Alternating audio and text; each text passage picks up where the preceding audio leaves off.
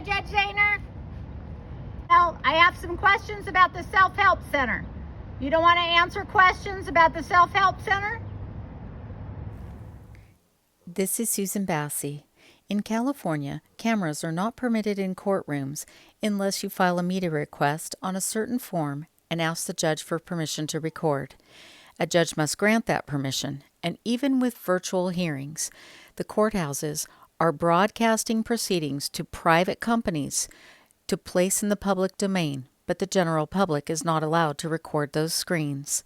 This one I got leaked to me from somebody who was watching a hearing involving an attorney known as Nicole Ford.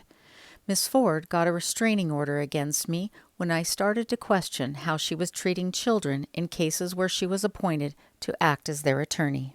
Hi, Mr. Hanson. This is Nicole Ford returning your call from yesterday. I apologize for not picking up the phone. It was technically a closed court day, so I was just doing work here, not answering phones.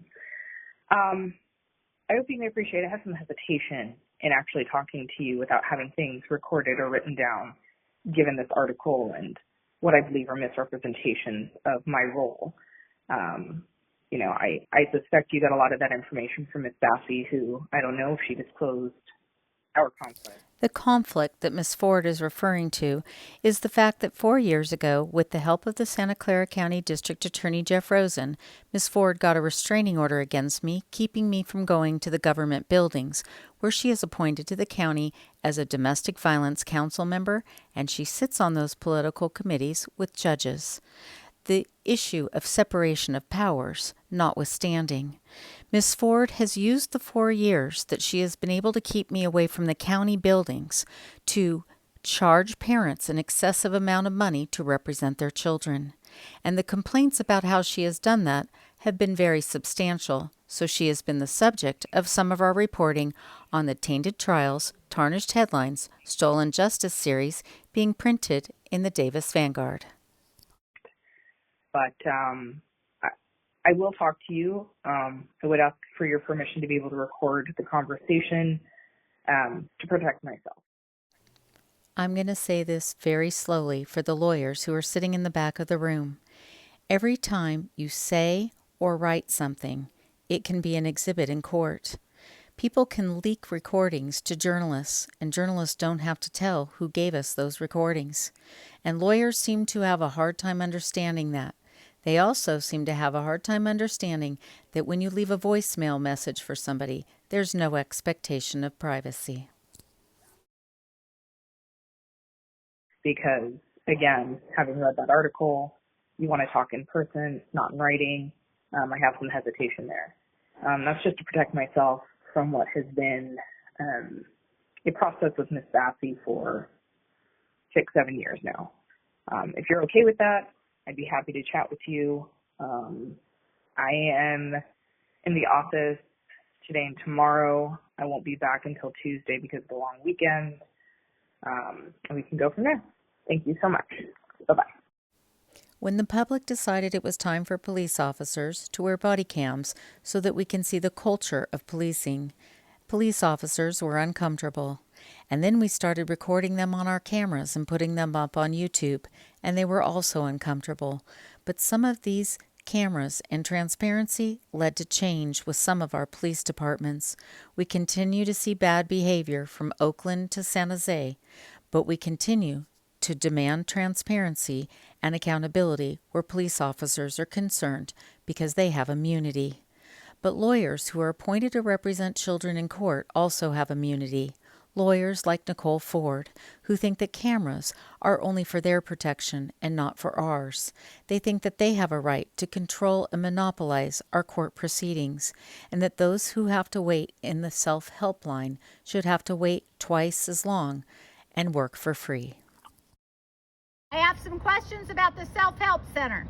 You don't want to answer questions about the Self-Help Center? After spending a day in the courthouse where judges didn't want to answer any of my questions, lawyers wanted to sue me for harassment, and nobody wanted to let me record or document anything, I decided to record this parking ticket enforcement officer because I was certain he was going to give me a ticket after my meter had lapsed because it took me so long at court in the self-help line. Excuse me? Excuse me? Hello? Can you just tell me your name? I'm sorry, Bruce? I just want to tell you thanks. You knew I was getting in my car, you didn't give me a ticket, and I appreciate you. And then you gave me a little wave, and I appreciated that. Thank you.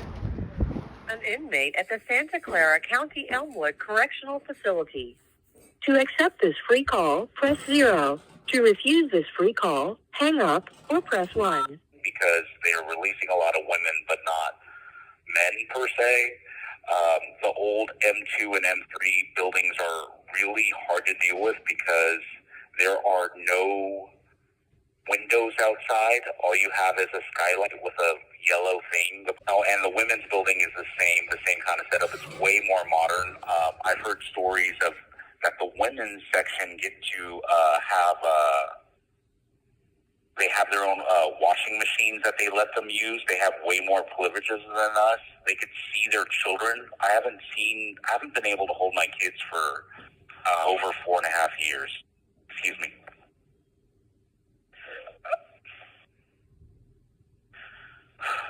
That's the part that gets to you the most, huh? Oh, yes. How old are your children? Sorry. It's okay.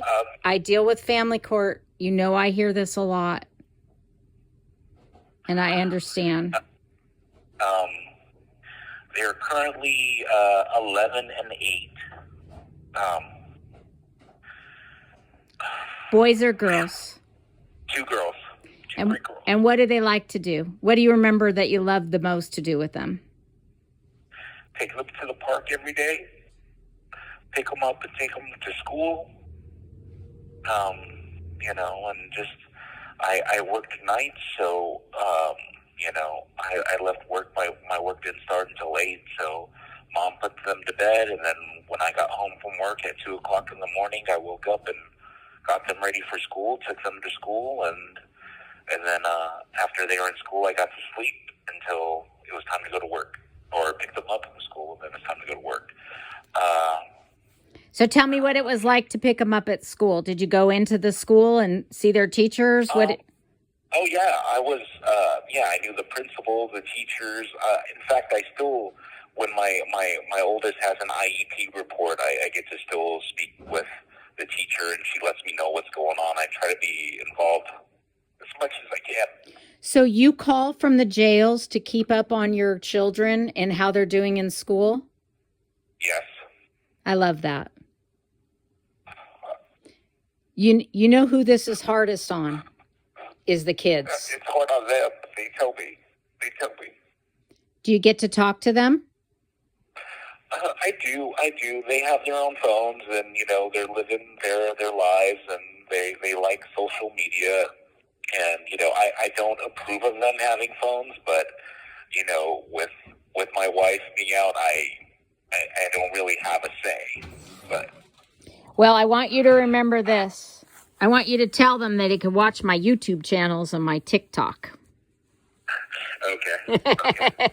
I was in a bookstore yesterday with a bunch of kids looking at children's books because we think there needs to be some children's books written. And I would love to have you give me input on how you explain this to children. When they first, when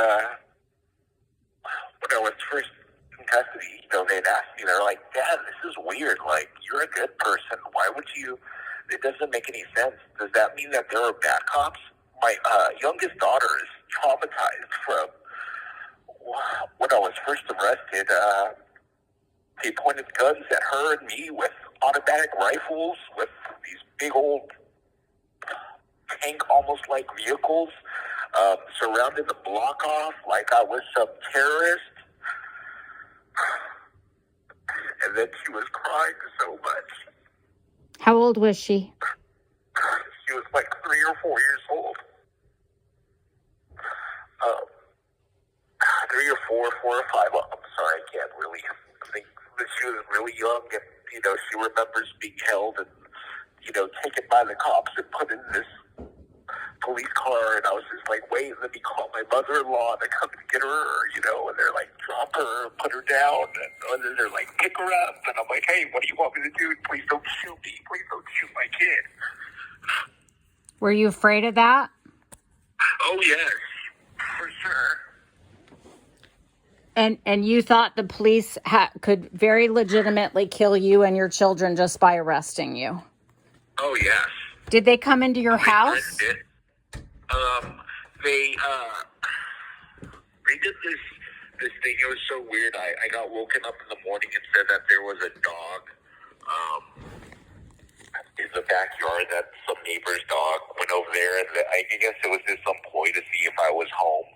And then I'm like, oh, well, I don't see the dog. They're like, okay, thank you, bye. And then like 5 minutes later, they're knocking on the door again, but this time with a whole bunch of police officers, non-dressed up, plainclothes officers, and What was the police department that arrested you? San Jose Police Department. Have you guys heard about what's going on with San Jose Police lately? I'm not aware. I'm not sure. Well, they called her the grandmother of the police association, and they busted her for trafficking fentanyl.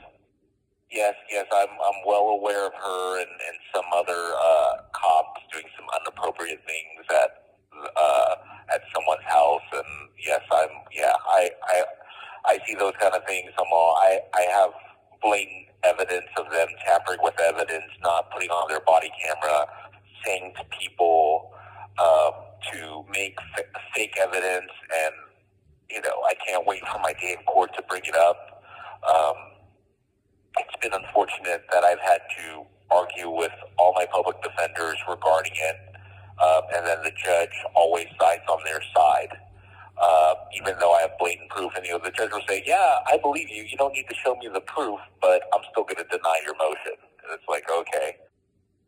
I was asking for an attorney that would do their job. I'm like, I've spent the time to prove, these false allegations are false, and I have the evidence. I'm showing it to them, and they just ignore it. They don't care. He's spent at least only up to 3.5 hours with me, and I was like, there's no way you can make a proper defense.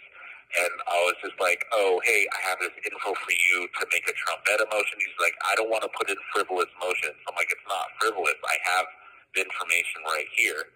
And then so he said, oh, well, it's ultimately my choice to decide. I'll look into it. I'll get back to you. He goes on vacation when I'm supposed to start trial within 40 days. He goes on vacation, and I'm like, okay, so you really trying to help me? And then he told me he was never going to waive my appearance. Waived my appearance. And then so when I went to the weekend before, this was like 2 weeks ago. I'm sorry, I don't have the dates on mine, but I have it noted somewhere else. He told me, he came over to me and told me in person or via tablet that he wasn't going to make a term. You have 1 minute remaining. Wasn't going to make a trombetta motion. We're going to have to continue this interview. We will. And let me try to be more prepared the next time you call me, okay? Oh, I will be. I will. I just wasn't, I wasn't sure if I was going to get a hold of you and be able to talk to you. Well, if I'm in court or something like that, I might not be able to answer. So if I ever don't answer, it's because I can't. And now that I know that you can only call me 8 to 5, I'll be really mindful to watch for this number, okay? Okay. All right. Thanks, love. Okay. Hang in there, and we'll talk more next time, okay? All right. Okay. Bye-bye. Thank you so much. Bye-bye. This is Susan Bassi, and you just heard my first Jailhouse interview, because in California, all the calls that prisoners make outside of the jails and prisons are recorded. And now in California, those calls are free, and so journalists can interview inmates to get a better understanding of what it's like to be incarcerated in California's jails and prisons.